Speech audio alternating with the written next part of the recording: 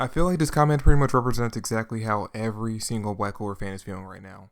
Because I mean, if you think back to it, we're at the end of this amazing as hell arc. It's something that pretty much every fan who reads the manga can agree on.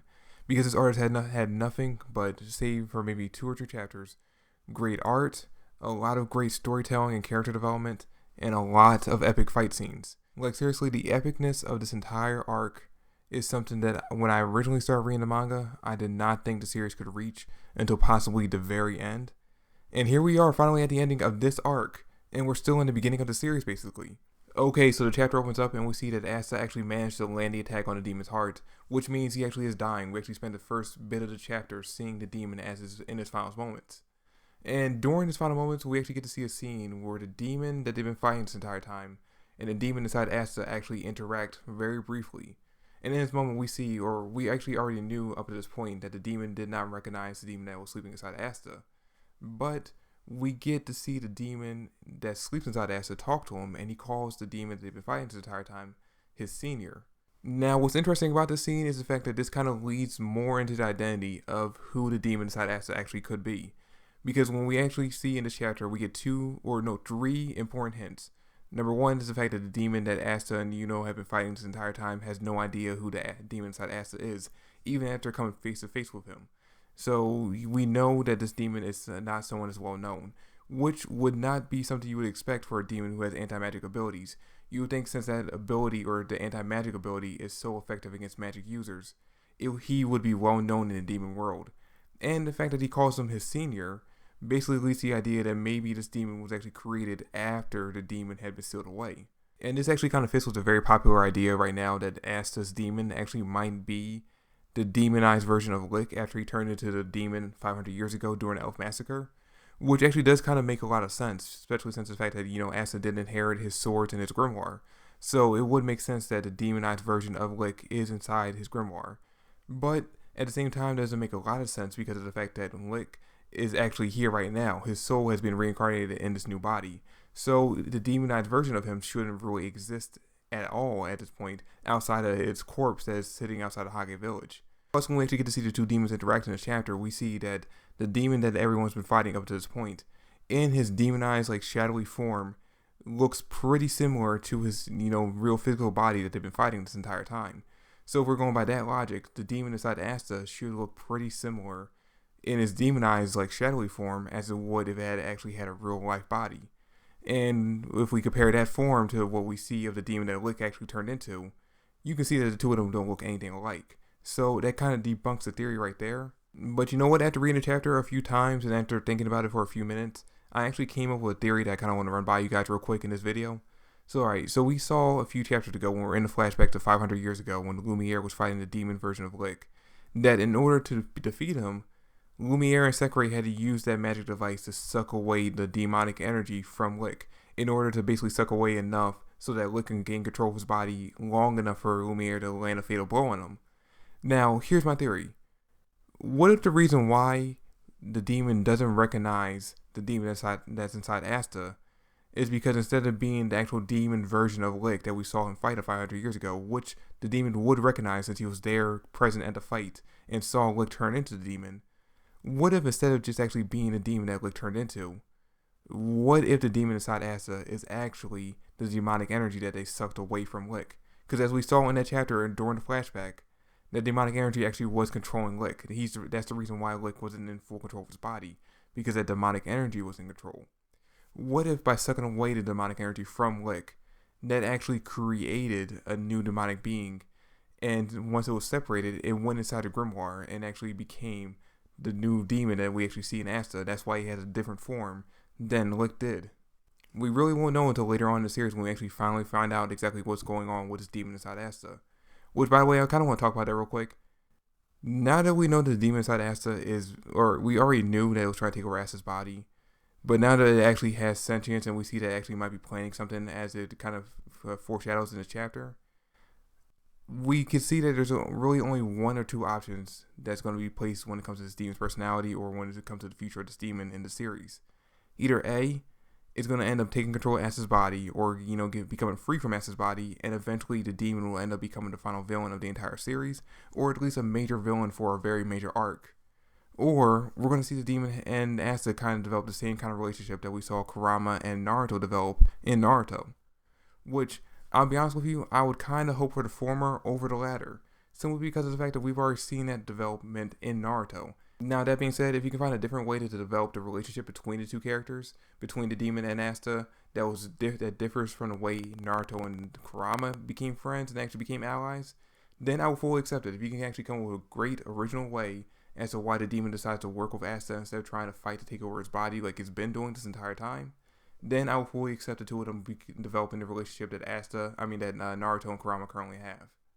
We finally get to see Rades and Valtos actually do something in this chapter, and I've been wondering why Tabata Yuki actually bothered to put them in for these past few chapters since they haven't done anything in this entire arc.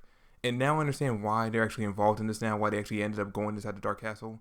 It was simply for this moment, so that when everyone was on the verge of death, because at this point in the chapter, near like the halfway point, we see that basically Lumiere's body's starting to fall apart, so him and Lick can actually continue on that magic that's protecting everyone else. And even though the demon is dead, his magic is still enveloping the entire castle.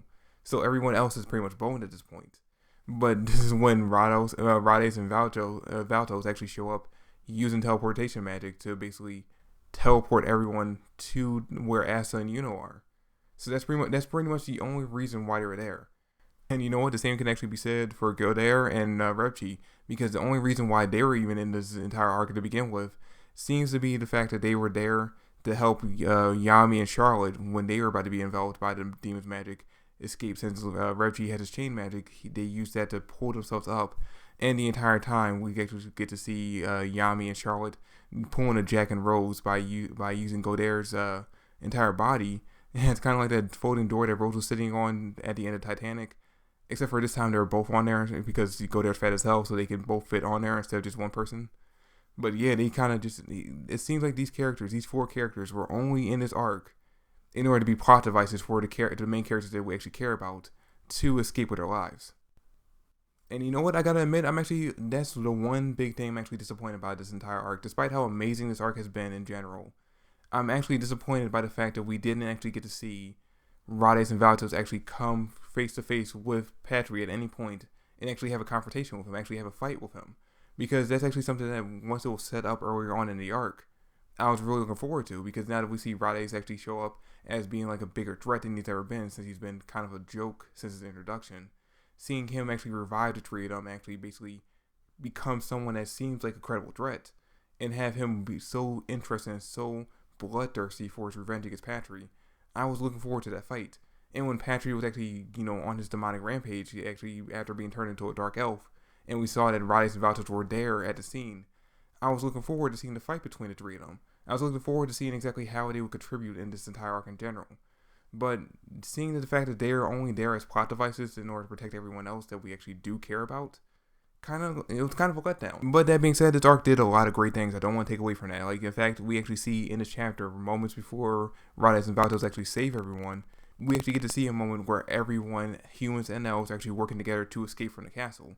They put their differences aside, are actually working together very well, which is something that if you read the beginning of this arc, where we saw the humans and elves going to war with each other and exactly how much the elves actually hated the humans.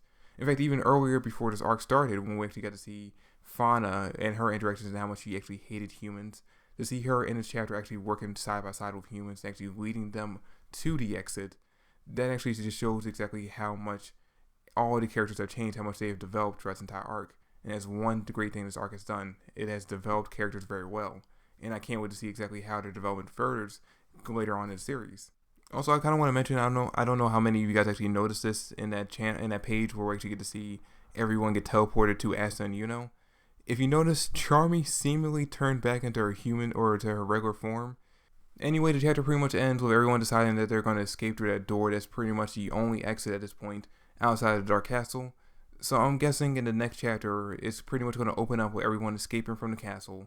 And then we're going to finally get into the epilogue of this entire arc, where we're going to answer the 4 plot holes that are kind of left over from everything. Which basically, number 1, we had to find out what's going to happen with Lumiere and Lick. Since Lumiere's body's pretty much falling apart at the end of this chapter, I'm guessing he's going to disappear. but we don't know what's going to happen to Blake since he was actually reincarnated in an artificial body. We had to find out exactly what's going to end up happening with all the elves that are currently sharing a body with all the humans. We don't know if they're going to stick around, like I hope they will, or they're going to disappear, or if they're going to completely take over the human bodies. We had to find out exactly what's going to end up happening to Patry and William, since they actually are the ones who started this entire thing off. Even though we've been dealing with the demon for the past 16 chapters and so much has happened, we can't forget that everything from the beginning of the series up until this point has basically been because of them. So they had to face some kind of repercussions because of this. And finally, we had to find out exactly what's going to be, or who's going to end up taking on the role of the next Magic Emperor. That has to be something that we solve at the end of this arc. Since we killed Julius in the beginning of it, we had to solve exactly who's going to be his replacement at the end of it.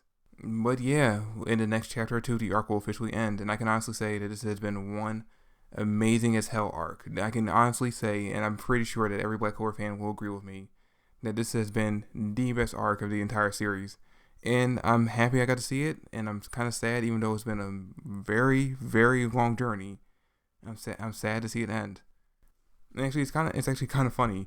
In the manga, the arc is actually officially ending in the next week or two, but the anime has actually kind of just started its arc. So all us manga fans actually get to go and experience it again, all over again.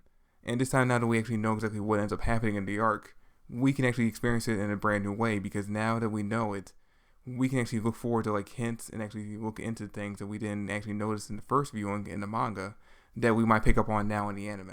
But anyway, guys, that's pretty much all there is to talk about this chapter. That's pretty much all there is to talk about this arc in general. I mean, like I said, we probably have 1 or 2 more chapters left until the arc is officially over and we move on to the next thing. And I'm actually really excited to see what's coming next in Black Clover, especially since we got pretty much official confirmation in this chapter that the demon inside Asta is planning something, whether that be taking over Asta's body or that be, some kind of world domination, something like that. We know something is coming down the pipeline when it comes to that demon, and I'm actually very excited to see what ends up happening with that.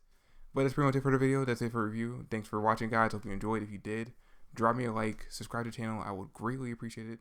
Comment down below your thoughts and theories, and I'll catch you guys later. Peace.